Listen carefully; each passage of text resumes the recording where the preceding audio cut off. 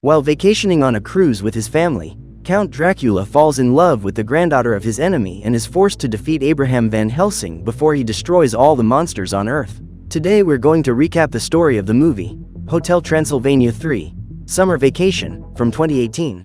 In 1897 in Transylvania, a guy passes by collecting tickets for a train to Budapest, taking the tickets from a group hiding under sheets, without realizing that they are not all people. Suddenly, the child starts to panic, so Count Dracula casts a spell, making the little one believe he is a kitten, so he calms down. At that moment, a huge man called Abraham Van Helsing appears carrying a bizarre weapon, claiming that he will destroy all the monsters in the world. The family of creatures continues to hide, but the moment the man lights a match near them, he scares one of the members and they all run away frantically while his pursuer shoots lightning with the bizarre weapon. The monsters climb onto the top of the train. Realizing that there is no easy way out, Dracula pushes everyone out of the vehicle and waits for his adversary to arrive. However, the Count turns into a mouse and waits until the train passes through a tunnel, which causes his enemy to be hit by the construction. After that, he meets the mad scientist again, then turns into a bat and on another occasion into a wolf, defeating the hunter every time, no matter what form he's in. At a wedding, the guests are all weird monsters. The groom is a giant beast full of thorns. He waits for his bride at the altar, who is late because she got nervous, so she starts crying and makes her thorns expel from her body, hitting everything around her. Mavis, Dracula's daughter, embraces her to reassure her. In this way, the creature manages to walk up to the altar and say yes to her beloved. A boy called Dennis, the Count's grandson, comes along with his friend Winnie. He rides a giant dog that destroys everything in its path. Faced with confusion, the vampire demands that the animal control itself, so that the creature stops instantly. Later, all the couples take to the dance floor and Dracula is sad because he doesn't have a partner. Just then, a beautiful girl comes up and asks him to dance. In fact, she's Frankenstein's cousin, as she has a patched-up body and a giant arm that pulls the guy into the dance with great force. When she talks about courtship, the Count changes the music to distract her and quickly runs away. After that, Dracula tries to find a romantic partner using a cell phone app, but the voice assistant doesn't understand his words correctly, leaving him frustrated. He is surprised by his daughter, who questions what he is doing, and the man lies to her. Turning on the television, Mavis sees an advertisement for Monster Vacation, which intrigues her. In an old airplane, dozens of gremlins destroy everything inside. They ask the passengers to unbuckle their seatbelts, causing one of the creatures to be thrown to the outside of the aircraft. The little monsters hand out food and drinks to the passengers, hurting some of them and not caring about anyone's safety.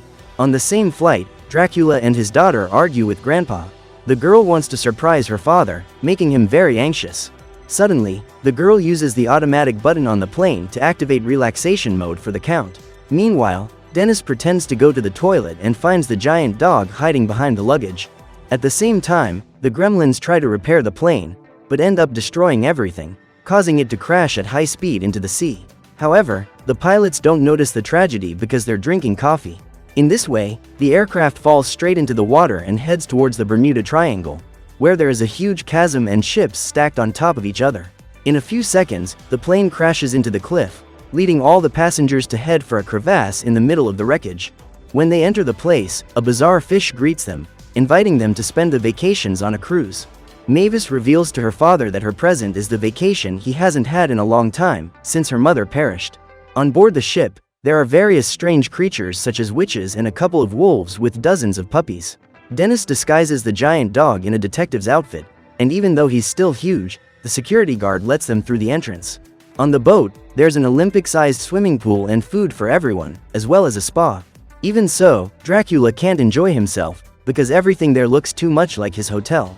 Watching the rain of fireworks, they are surprised by a woman who appears whirling through the air, attracting the attention of the vampire, who is fascinated by Captain Erica. Mavis notices that her father is acting strangely, and her friends claim that it's all the fault of the blonde girl, who walks among the participants, telling everyone that the final destination of the monster vacation is the lost city of Atlanta. Suddenly, the woman moves towards the Count, who remains paralyzed and utters some indecipherable words, so Frankenstein saves him by taking him into the ship. His friends then throw champagne in his face, causing him to wake up from his trance. Dracula confesses that he fell in love at first sight with the captain, which leaves everyone perplexed. In another part of the ship, the wolf couple take their children to a nursery on the premises, so dozens of puppies enter the establishment, causing confusion and uproar among the staff. The captain walks around the ship and greets all the crew members, including a giant dragon in the dining room. She then makes her way to a private room through a secret passage in the wall, where she meets her grandfather Abraham Van Helsing, an old man with a machine-like body. The woman claims that she hates monsters and Count Dracula in particular, since he defeated several generations of her family. After his defeat, Abraham went in search of a magical artifact powerful enough to help him defeat the vampire and his family, but he was unable to obtain it. What's more, he has discovered the location of Atlanta and intends to take the ship there to destroy all the monsters and his archenemy. However, he needs to find the artifact of destruction and asks his granddaughter to contain her desire to defeat his adversary while he carries out his plan.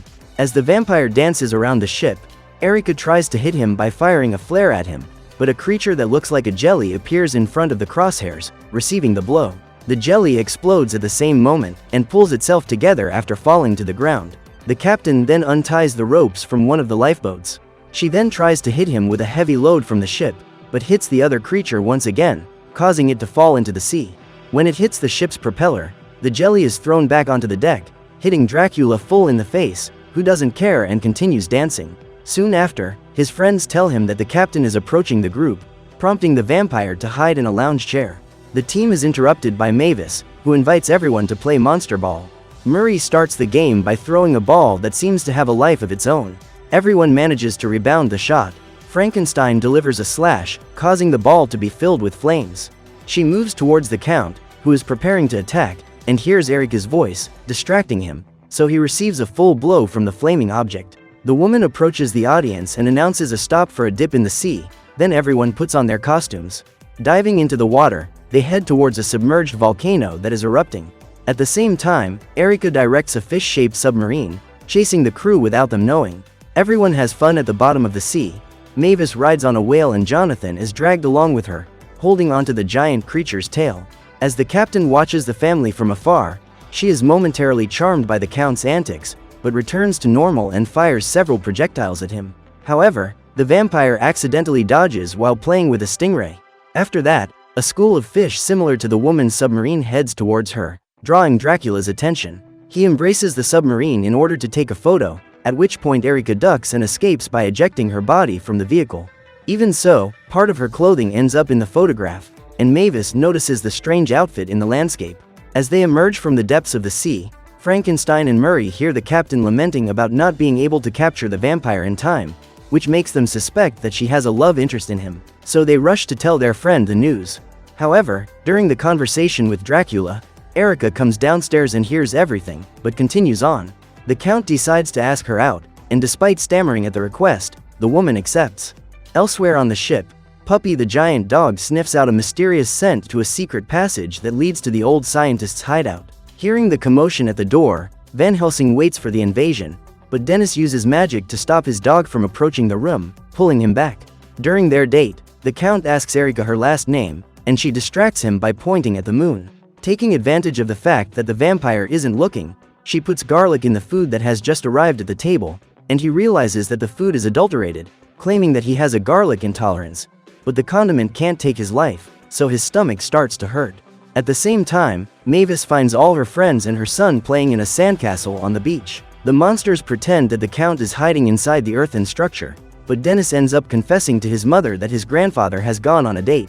On the other hand, Erica and Dracula begin to understand each other, and when they are about to kiss, they are interrupted by Mavis. The girl scolds the vampire and then confesses to Jonathan that she doesn't trust the captain because there's something very suspicious about her. The blonde woman is walking along the deck of the ship when she is surprised by Van Helsing. During her conversation with her grandfather, she is surprised by a pair of wolves who pass by innocently enough. At the same time, the old man believes that they are spies in disguise, so he throws tranquilizer darts at them and captures them as hostages. At the same time, one of the ship's employees announces the arrival of the lost city, and the tentacles of a giant octopus appear in the middle of the mist, revealing a huge animal, but it begins to sing happily. The creature captures the boat, leaving it near the outskirts of the city, and everyone enters the place through giant doors that give access to luxurious casinos. Frankenstein intends to stake parts of his body on the site, but his wife forbids him to do so, as he lost an arm and a leg the last time he did it, yet the monster decides to disobey his beloved. Mavis is looking for her father, who is stalking Erica in order to reveal that he intends to confess to his daughter that he is in love. The man follows the captain to a secret passage in the alleyways of the Lost City. As he goes through the door, he makes a lot of noise and narrowly misses alerting the woman to his presence, managing to hide in time for her to see him. Mavis continues to pursue her father, and when she reaches the hidden passage, she turns into a bat and manages to enter the place. Erica arrives at a lake where there is a cave. After diving into the unknown waters, she comes across some kind of ancient temple, where the magical artifact lies on top of a structure. She ends up stepping on a moving stone, activating a mechanism that fires a sharp axe at the lady. However, someone prevents the object from hitting her, so the woman is surprised by the Count. When asked what she was doing there, Erica admits that she is looking for a family heirloom. However, she ends up stepping on yet another trap in the ground, and the vampire saves her life once again.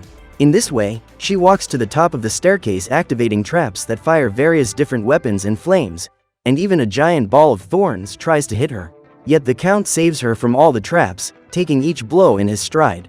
When the woman removes the artifact from its place, the whole place begins to collapse, so Dracula holds her on his lap and takes her outside. On the beach of the cave, the captain tries to remove one of the weapons from the vampire's head, but Mavis appears at the same moment, believing that her father is being attacked, and she strikes Erica with magic. The Count confesses that he is in love with the blonde woman, but the girl believes that this only happens once in a lifetime, and that it should only have been between him and her mother. Faced with this situation, Erica claims that the two of them can't be together, because she would never be with a monster. Later that day, the captain hands the artifact over to her grandfather, but she's not happy about the victory.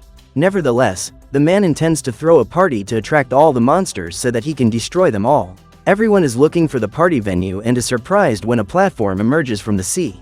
Mavis can't understand how her father can love a woman who tried to take his life. However, she receives advice from Jonathan and changes her mind, believing that Dracula should go after his passion. She manages to convince the vampire to propose to Erica, but the show is interrupted by Abraham Van Helsing. He shows them the magical artifact that the Count recognizes as his beloved's family treasure, and discovers that the woman is his enemy's granddaughter. The subject pulls out a parchment hidden inside the object, on which are written the lyrics of a song. When the melody is played, the sound awakens the giant octopus that was resting at the bottom of the sea. Its eyes turn red and it appears in a rage in front of all the guests. Just as everyone is about to flee, the creature's tentacles destroy the bridge leading to the ship. Dracula decides to confront the monster, who is very strong, so he ends up being captured. This causes his daughter to confront the octopus, but she is defeated too. Realizing that her beloved is being destroyed, Erica runs towards her opponent. At that moment, the giant dog decides to help her by throwing her into the creature's eye. The octopus then lets go of the Count and the captain holds him in her arms. During the escape, the two end up falling off a cliff, and the woman manages to hold on to the vampire while clinging to the wreckage. She confesses to her grandfather that she really likes Dracula, which makes the man freak out and control the monster's tentacles to hit his granddaughter, causing the pair to fall into the abyss. However, the couple emerges from the depths of the cliff, only to be hit hard by the creature. Faced with this situation, Jonathan plans to destroy the enchantment on the octopus using music. When he starts playing, the evil animal loses its magic. However, Van Helsing strikes back. The man gets even angrier when Dracula tries to fight back, so he makes the creature grab the platform on which the vampire stands, about to swallow him and his son-in-law. At the same moment, Jonathan chooses an even more upbeat song, so that the monster returns to normal and everyone starts dancing. Van Helsing plays his evil music once more, but his spell no longer works. At the same time, he begins to dance involuntarily, causing him to lose his balance and fall over the cliff into the sea. Suddenly, his granddaughter begs him to save her grandfather, so Dracula brings the man to the surface, even though he is his enemy. Abraham regrets having chased monsters all his life, so he decides to give everyone a full refund.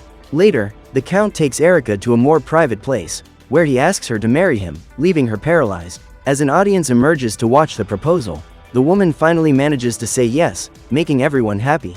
Monsters all his life, so he decides to give everyone a caps.